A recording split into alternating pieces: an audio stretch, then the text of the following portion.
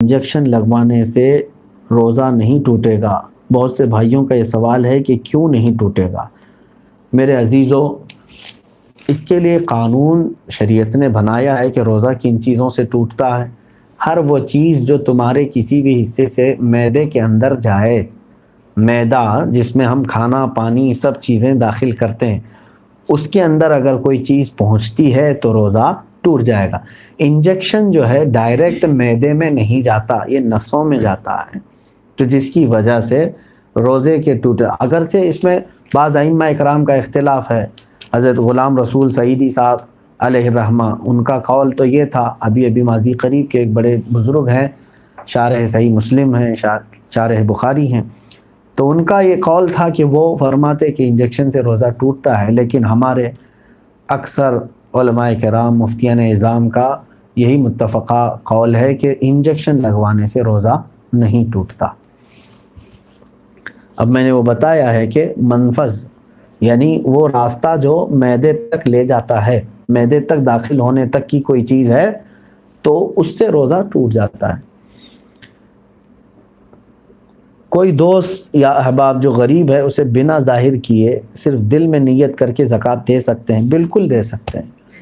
سامنے والے کی آپ کیفیت کو جانتے ہیں کہ یہ غریب ہے، مستحق ہے، لیکن غیرت کی وجہ سے، حیا کی وجہ سے ہاتھ نہیں پھیلاتا، مانگتا نہیں ہے، تو آپ اسے عیدی کہہ کر کے بھی دے سکتے ہیں، نذرانہ کہہ کر کے بھی زکوٰۃ کا مال دے سکتے ہیں، کوئی حرج نہیں ہے، کیونکہ اس کو نیت کرنا ضروری نہیں، زکوٰۃ دینے والے کے لیے نیت ضروری ہے کہ تم جب دے رہے ہو تب زکوٰۃ کی نیت ہونی چاہیے۔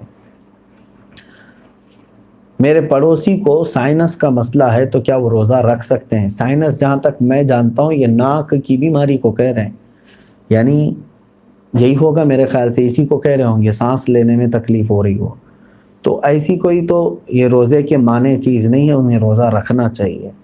روزہ چھوڑنے کے جو عذر ہیں وہ ایسی بیماری کہ اگر وہ روزہ رکھ لے تو بیماری میں اضافہ ہو جائے گا، شدت بڑھ جائے گی اور جان خطرے میں پڑ جائے گی، ایسی بیماری ہے تو اسے روزہ چھوڑنے کی اجازت ہے۔ باقی اگر یہ سردی بخار وغیرہ میں اگر روزہ رکھ سکتا ہے تو اس کو رکھ لینا بہتر ہے۔ میرے پڑوس اگر ہمیں یہ پتہ نہیں ہے کہ ہماری کتنی نمازیں قضا ہو چکی ہیں تو اس کو کیسے ادا کرنا ہوگا؟ مثلا میری عمر 24 سال ہے، آپ کو پتہ ہونا چاہیے کہ آپ کتنے چھوڑے ہیں اور کتنے پڑھے ہیں، کیونکہ ظاہر سی بات ہے عقل والے ہیں آپ کی عمر آج 24 سال، جیسے صاحب آپ کہہ رہے ہیں 24 سال آپ کی عمر ہے اور آپ کو معلوم نہیں ہے کہ کتنی چھوٹی ہیں، لیکن آپ کو شریعت نے ایک طریقہ یہ دیا ہے کہ اندازہ کرو، ہو سکتا ہے تم پر نمازیں فرض کس عمر سے ہوئی، مثال کے طور پر 12 سال سے، سب پر ہوتی نہیں ہے، جب بالغ ہوا اس وقت سے نمازیں فرض ہوئیں۔ اب یہ 24 سال والے جو ہیں، میں ایک فار ایگزامپل بتا رہا ہوں، ہو سکتا ہے ان 14 سال میں بالغ ہوئے، نماز فرض ہوئی 14 سال کی عمر سے، 14 سال سے لے کر 24 سال ان کی عمر ہے آج، تو کتنے سال ہوئے؟ 10 سال۔ اتنا تو آپ کو خود معلوم ہوگا کہ ان 10 سالوں میں میں نے کتنے سالوں کی سب ملاؤں گا اگر تو کتنے سال کی نماز بنے گی۔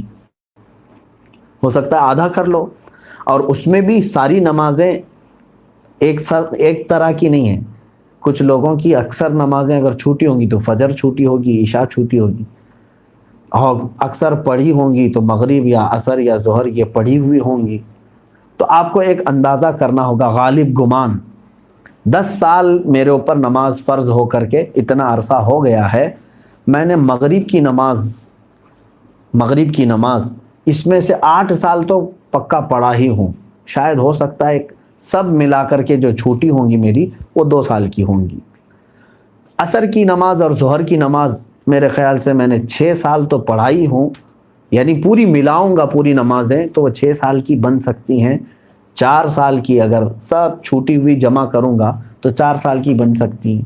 تو ہوا یہ کہ مغرب کی چھوٹی ہوئی کتنی ہوئی؟ 2 سال کی، ظہر عصر کی چھوٹی ہوئی 4 سال کی ہو گئی، 6 سال پڑھا ہوگا اور 4 سال چھوٹی ہوگی۔ اب آتا ہے عشاء کا نمبر اور فجر کا نمبر، تو آپ یہ سوچ لو کہ یہ 10 سالوں کے اندر ہو سکتا ہے 1 سال پوری نمازیں ملا کر کے میں نے فجر پڑھی ہوں گی، 9 سال تو میری فجر باقی ہوگی۔ السلام علیکم ورحمۃ اللہ وبرکاتہ۔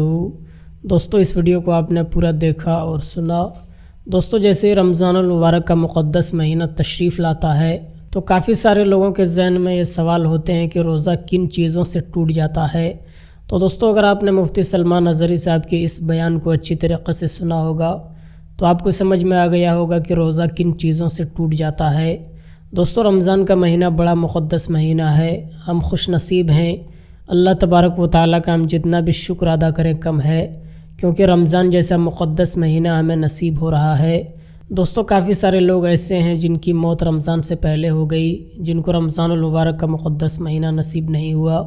ہم خوش نصیب ہیں کہ ہمیں یہ مقدس مہینہ نصیب ہو رہا ہے، تو ہمیں چاہیے کہ ہم اس مہینے میں ہرگز بھی غفلت نہ کریں، بلکہ اس مہینے میں تمام گناہوں کو چھوڑ کر اللہ کی عبادت میں لگ جائیں، روزہ رکھیں، نمازوں کی پابندی کریں، تراویح کی نماز پڑھیں، کیونکہ دوستو یہ اتنا بڑا اور مقدس مہینہ ہے کہ اگر آپ اس مہینے میں 2 رکعت نفل نماز ادا کریں گے تو اللہ تبارک و تعالیٰ آپ کو فرض نماز پڑھنے کا ثواب عطا فرمائے گا، اور اگر آپ 2 رکعت فرض نماز ادا کریں گے تو اللہ تبارک و تعالیٰ آپ کو 70 فرضوں کا ثواب عطا فرمائے گا۔ یعنی اگر آپ رمضان المبارک کے مقدس مہینے میں 1 نیکی کرتے ہیں تو اللہ تبارک و تعالیٰ آپ کے نامہ اعمال میں 70 نیکیاں لکھے گا۔